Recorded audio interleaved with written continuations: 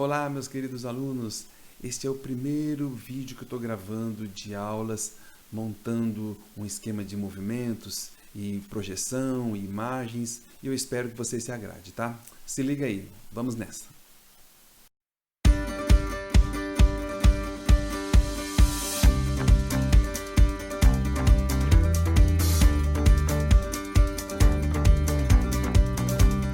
Nós hoje vamos iniciar então falando sobre o tipo culposo. Ao nos referirmos a esse tema, nós temos que nos lembrar do conceito de crime. Crime é um fato típico, ilícito e culpável, sendo que o fato típico, um dos elementos dele é a conduta. A conduta que é dolosa ou culposa. Nós já vimos na aula anterior a conduta dolosa e agora, então, vamos ver a conduta culposa. Primeiramente, é preciso lembrar que, ao se falar em culpa, pensa-se naquele sentido amplo, geral. O indivíduo foi culpado pelo crime que cometeu. Essa culpa ela inclui dolo e culpa. Mas não é bem essa que nós vamos estudar hoje, porque nós vamos ser mais específicos. Nós vamos falar daquela culpa que é prevista lá no artigo 18, inciso 2º, a chamada culpa stricto sensu.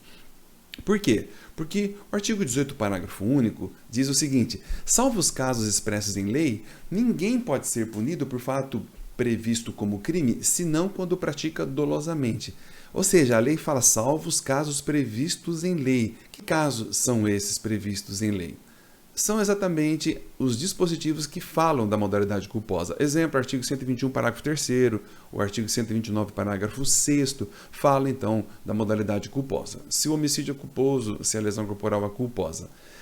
Vamos analisar então essa culpa stricto sensu, prevista no artigo 18, inciso 2º, que nos diz que o crime é culposo quando o agente deu causa ao resultado por negligência, imprudência ou imperícia, tá bom? Para a gente entender o crime culposo ou o tipo culposo, precisamos ter um conceito de culpa, que primeiramente eu vou passar para vocês, bastante amplo, está aí na sua tela, mas não precisa se preocupar muito com ele agora, porque ao passar, né, da nossa aula, você vai entendendo. Primeiramente, o conceito de culpa nos diz lá, culpa é a conduta voluntária que produz um resultado não querido, ou seja, não pretendido, mas previsível pelo agente e até excepcionalmente previsto, que podia, com a devida atenção, ter sido evitado. Vamos analisar então esse tipo culposo. Primeiramente, nós temos que lembrar que a culpa, por precisar fazer uma análise quanto aos seus elementos, às suas modalidades, precisa então dessa interpretação, desse juízo de valor, que é aquilo que nós chamamos de elemento normativo do tipo. Logo, a culpa é elemento normativo do tipo. Culpa não é fator psicológico. Fator psicológico é o dolo. Dolo é intenção, é vontade, é consciência mais vontade. Culpa não. Não existe ligação entre a conduta do agente e uma finalidade. Ninguém pratica uma conduta culposa pretendendo alguma coisa, tá? O tipo culposo é um tipo penal aberto. Por quê? Porque não vem previsto, em regra, no tipo penal, qual é a conduta que o agente pratica. Via de regra, vem escrito lá, se o crime é culposo, a pena é de tanto. Nós sabemos que o tipo penal fechado, que é aquele em que a conduta do agente condiz exatamente com aquilo que está previsto na lei. Exemplo, o indivíduo matou o outro à facada. Na lei está escrito matar alguém. Então, o que ele fez condiz com o que está na lei. O tipo culposo não é assim. O tipo culposo é aberto, é preciso fazer uma extensão dos conceitos para saber se ele compreende, então, o tipo culposo. Qual é o fundamento, então, da punibilidade nos crimes culposos? Para que se pune um crime culposo? É para que as pessoas tenham um comportamento social adequado. Do contrário, o descuidado vai causar prejuízos para terceiros e isso não é permitido num ambiente social adequado. Vamos lá. Para a gente entender o tipo culposo, existem 7 elementos que são bastante claros, dos quais, fechando todos eles, você terá um tipo culposo. O primeiro é a conduta voluntária. Veja que a conduta que o agente pratica, no tipo penal culposo, ela é sempre voluntária. O agente quer realizar a conduta. O que ele não quer é o resultado. Qual é a conduta permitida conduta lícita. Exemplo, dirigir o veículo, manusear uma máquina, 2 trabalhadores numa construção civil que um taca para o outro uma marreta, às vezes estão em prédios diferentes, ele taca lá para o outro para ajudar. É sempre lícita a conduta. O problema é que pela forma como ele escolheu praticar a conduta, é que provocou um resultado não querido. Portanto, conduta voluntária, conduta desejada, sempre lícita. O desvalor da conduta que causou o resultado, em razão da forma como ela foi praticada, é então que merece a punição. Desvalor, tá? Que é a punição em razão não da finalidade, mas da forma como ele optou por realizar, tá? Que inclusive pode ser uma conduta por omissão ou por ação, tanto faz. Imagine uma empregada doméstica que coloca veneno nas plantas, né, para matar a formiga e esquece o veneno sobre a mesa e uma criança vem e ingere, causando dano ou morte. A conduta dela era lícita, permitida e voluntária, ela não foi forçada a usar o veneno. O problema é que ela foi descuidada no manuseio. O segundo elemento do tipo culposo é a inobservância do dever de cuidado objetivo. Quando falamos em inobservância, ou seja, deixar de observar os cuidados, por que isso? Porque na vida moderna, os perigos que cercam a vida moderna, tal como o manuseio de máquinas, o manuseio de facas, por exemplo, de uma cozinha, fogão, né, que tem gás, chamas, panelas quentes. Veja que tudo que a gente faz na vida moderna, não digo tudo, mas muitas coisas que a gente faz, elas colocam em risco dirigir veículo. Então é preciso ter cuidado, é preciso observar um cuidado geral, por isso que se fala objetivo. Nisso entra o fundamento de uma punição. A conduta descuidada é que faz com que o indivíduo seja punido por um tipo culposo, punido com uma pena menor, né? O princípio da confiança é uma tese do direito alemão que diz que nessa vida em sociedade nós precisamos confiar que as outras pessoas que convivem conosco na sociedade, elas também estarão cumprindo a sua função de tomar cuidado. Não é possível vivermos numa sociedade que a gente tem que ficar tomando conta do outro. Quando você está dirigindo um veículo, você para no sinal vermelho, você espera que o que está atrás também pare, para que o outro passe, e assim sucessivamente. Um confia na conduta do outro. Quem descumpre isso, ou seja, quem passa num sinal vermelho, que eventualmente pode causar um dano e deve ser punido por isso, tá? Essa é a consequência, né, de um tipo culposo. A inobservância do dever de cuidado, ela pode se caracterizar por 3 formas, 3 modalidades: por imprudência, negligência e imperícia, que estão previstas no artigo 18, no seu inciso 2º. O que é a imprudência? A imprudência é sempre um realizar, é uma conduta positiva. Ela se caracteriza numa ação. Exemplo, manusear uma arma, dirigir um veículo, no caso, né, em alta velocidade, vamos dizer, com descuidado, né? Manusear uma arma descuidadamente, dirigir um veículo, atirar um objeto para outra pessoa, lavar o chão sem colocar as placas, por exemplo, de sinalização, é sempre um realizar, conduta positiva, tá? Só que é uma conduta positiva descuidada. O agente não observa as cautelas necessárias. Vai aí já um levantamento, eu não vou dar uma resposta, mas já vou levantar uma questão. Será que a pessoa que dirige veículo em estado de embriaguez, ela está sendo imprudente? Ela está deixando de tomar um cuidado devido de algo que se exige, né, para o comportamento social? Quem sabe, né? Alguns entendem que é, sim, culpa, outros entendem que é o dolo, chamado dolo eventual. Nós vamos falar disso um pouco mais para frente. Negligência. A negligência é a segunda modalidade de conduta culposa que se caracteriza com não fazer. Ocorre quando o agente deveria realizar, deveria fazer, ele deixa de fazer. Por exemplo, o indivíduo deixa de tomar o cuidado objetivo exigido quando ele anda com um veículo com defeitos, com os pneus carecas. Imagina, vai fazer uma viagem com a família com um carro que não está em condições, ou quando agora, na época da pandemia, deixa de usar os equipamentos obrigatórios, né, de proteção, os chamados EPIs.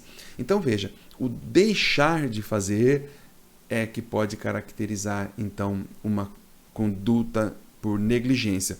Vamos imaginar um operário de uma prefeitura que está manuseando, ou da Sabesp, manuseando o chão, faz o buraco e ele deixa de colocar a sinalização. Portanto, é sempre conduta negativa. E a imperícia? A imperícia, ela está relacionada à falta de aptidão para o exercício de uma atividade profissional ou uma arte na qual o indivíduo estava habilitado. Veja, primeiramente, ela requer uma habilitação. É por isso que, dentro das modalidades de culpa, a imperícia é chamada de culpa profissional. Por quê? Porque o agente deveria estar capacitado para realizar aquela atividade, aquela conduta, e ele se mostra, embora habilitado e treinado, ele se mostra incapaz. Vamos usar aquela linguagem comum do nosso dia a dia, é o barbeiro, sabe? A pessoa que dirige, a gente chama de barbeiro, né? O que não sabe dirigir, ele tirou a carta, ele foi preparado, fez as suas aulas, no entanto, ele não tem aptidão para dirigir e acaba causando danos, né? Quem sabe lesionando alguém, ou quem sabe matando alguém. Vamos imaginar um médico que fez um treinamento, um curso, e ao realizar o curso, ele não toma o cuidado necessário para o qual ele foi habilitado, tá? É diferente da imprudência, gente, porque na imprudência o agente é descuidado também, tal como na imperícia. No entanto, na imprudência não existe essa relação de capacidade ou não, de habilitação, de aptidão. Não tem a ver com isso. Tem a ver com ser afobado, apressado e fazer as coisas de maneira descuidada. Então, imperícia e imprudência, elas não se confundem. Ok? Muito bem. Vamos a seguir. O terceiro elemento do crime culposo é o resultado naturalístico involuntário. Nós falamos no começo que a conduta culposa ela é lícita, é permitida, ou seja, o indivíduo que pôs a mãe dentro do carro para socorrê-la ao hospital, o indivíduo que queria ir até a missa e estava atrasado. Então a conduta ela é lícita. O problema é que a maneira como ele realizou a conduta é que provocou um resultado involuntário. O que é esse resultado involuntário? É exatamente o resultado material, aquele dano, aquela lesão causada pela conduta. É por isso que os crimes culposos são, em regra, crimes materiais. Por quê? Porque eles exigem um resultado. Em regra, porque existe exceção, tá, gente? Exemplo de exceção, o artigo 270, parágrafo 2º, e o artigo 280, parágrafo 2º, ele prevê lá possibilidades em que o agente ele realiza uma conduta descuidada, por exemplo, no primeiro deles que fala de envenenar a água potável. Se isso for de maneira descuidada, mesmo que não cause um resultado material, doença, morte ou lesão em alguém, assim mesmo ele será punido pela conduta culposa. Mas, via de regra, os crimes culposos são crimes materiais. Por quê? Porque não tem sentido punir criminalmente alguém por um crime culposo, sendo que o que ele fez não provocou dano a ninguém. Vamos, por esse mesmo entendimento, nós temos que entender que não cabe tentativa em crime culposo, em regra. Por que não cabe tentativa? Por quê? Porque a gente sabe que o conceito de tentativa é o indivíduo não conseguiu consumar o fato que ele queria por circunstância ali à sua vontade. Mas no crime culposo ele não tem essa vontade de realizar uma conduta. Logo, não cabe a tentativa no crime culposo. Tudo bem? Em regra, tá, gente? Porque existe uma modalidade, sim, que é a chamada culpa imprópria. Nessa cabe, sim, a tentativa. Ok. O outro elemento do crime culposo é a previsibilidade objetiva do resultado. O que é isso? É a possibilidade de uma pessoa prever o resultado. Mas que pessoa?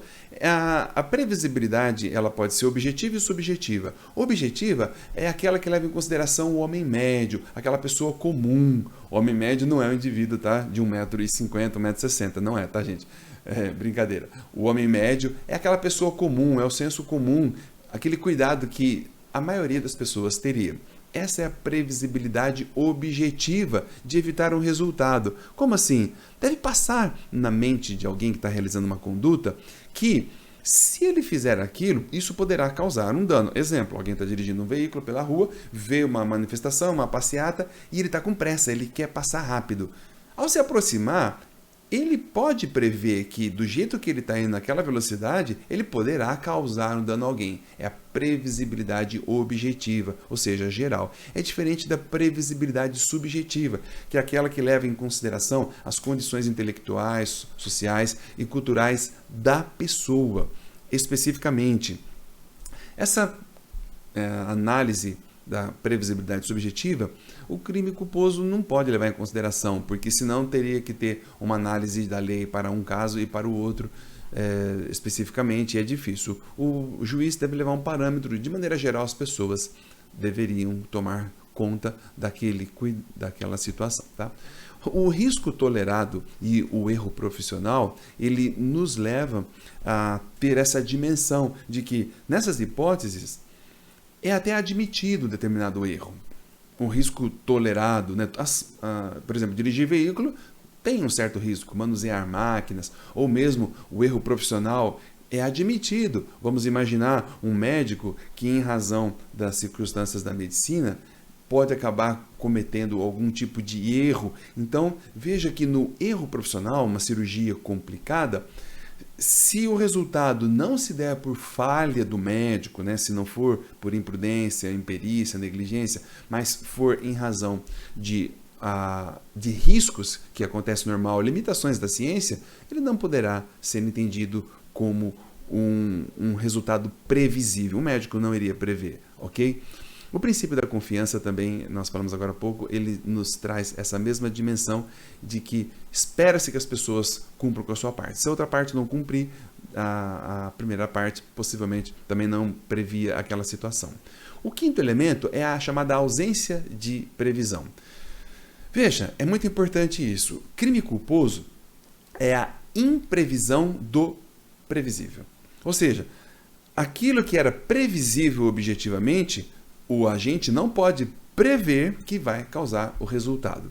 Tudo bem que é verdade que há uma exceção a essa situação, que é a chamada culpa consciente, nós vamos ver já já. Nesta, o agente prevê que ele poderá causar o resultado, mas ele não aceita. Mas fora a culpa consciente, que é uma exceção, via de regra, então, no crime culposo, o agente não prevê. O juiz pergunta para o indivíduo, mas você não previu que você poderia causar o resultado? Ele fala, não, imagina, eu não previ, eu não esperava causar o resultado. Então, crime culposo nada é mais do que a imprevisão de algo que era previsível. Um outro elemento, o penúltimo, é o nexo de causalidade. Nós já falamos que o crime culposo ele produz um resultado material que não era desejado pelo agente. Era um resultado imprevisto. Era até previsível, mas ele não previu. Mas veja, há necessidade de um resultado.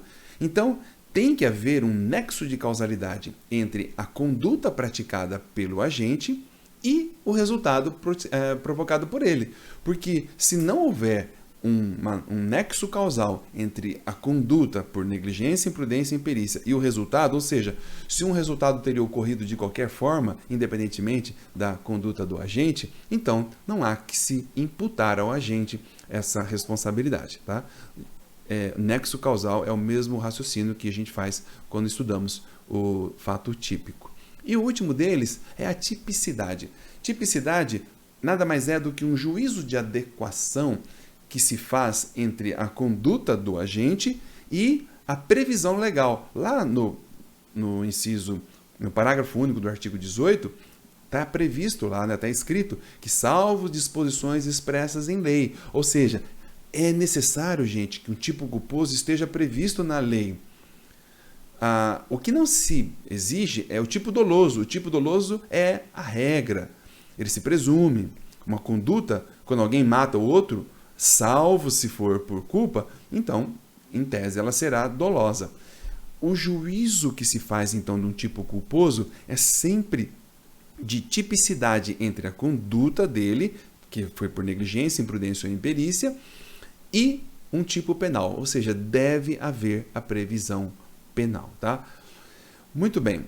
Os tipos penais, que são tipos abertos, eles sempre terão descrição na lei do tipo, não da conduta, tá? Por ser um tipo penal aberto. Então está lá no parágrafo 3º do 121, no parágrafo 6º do artigo 129 e assim por diante. Ok? Eu agora encerro esse primeiro momento da aula para gravarmos um segundo momento em que eu vou falar das espécies de culpa. Então essa é a parte 2 da aula. Eu espero que vocês tenham paciência, porque a gente vai aprender a fazer isso bem feito, mas por hora era esse meu recado, tá, gente? Muito obrigado, um grande abraço para todos.